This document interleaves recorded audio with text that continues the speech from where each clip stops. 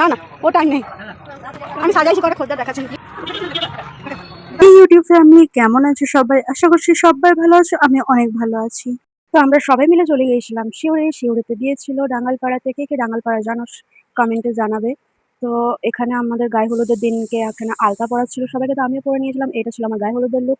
এখানে একটা খুবই সুন্দর মন্দির ছিল যেখানে ভোলে বাবা, হনুমানজি আর রাম ঠাকুরের মূর্তি ছিল। তো এখানে একটা অনেকগুলো পুকুর খুঁজে খুঁজে এখানে একটা পুকুরে জল ভরলো। তো এখানে অনেক রকমের ল্যাগগুলো হচ্ছিল যেগুলো বিয়েতে হয় সাধারণত। তো কে কে আমাদের এই ল্যাগগুলো জানো নিশ্চয়ই কমেন্টে জানাবে।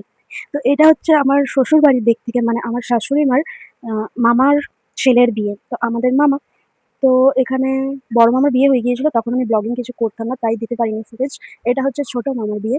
তো এখানে ল্যাগগুলো হতে থাক, এনারা এনজয় করতে থাকুক। আমাদের খিদে পেয়ে গিয়েছিল তাই আমরা খেতে চলে গিয়েছিলাম। তো খাবার খুবই সিম্পল অ্যান্ড টেস্টি ছিল। তো এখানে হচ্ছে একটা কালী ঠাকুরের মন্দির ছিল, খুবই সুন্দর কালী ঠাকুর ছিল এখানে।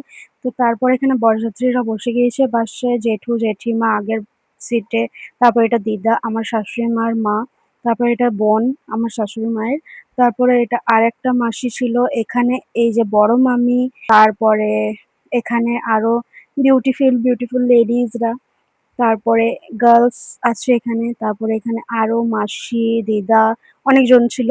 এটা হচ্ছে আমার বরযাত্রীর লুক। তো এই ভিডিওতে এই পর্যন্ত, আরো পার্ট 2 দেখার জন্য আমাকে ফলো করে নাও, লাইক করতে ভুলে যেও না কিন্তু।